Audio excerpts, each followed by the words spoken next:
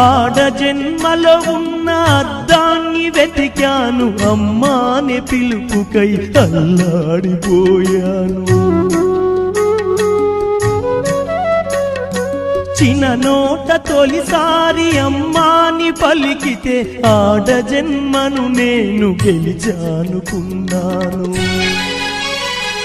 పురిటి నొప్పుల బాధ ఈశ్వరా, తల్లి పార్వతిని అడగరా శంకరా. పురిటి నొప్పుల బాధ ఈశ్వరా, తల్లి పార్వతిని అడగరా శంకరా. తల్లిగా పార్వతికి ఒక నీతిని, ఈ తల్లి గుండెల్లోన చితిమంటని.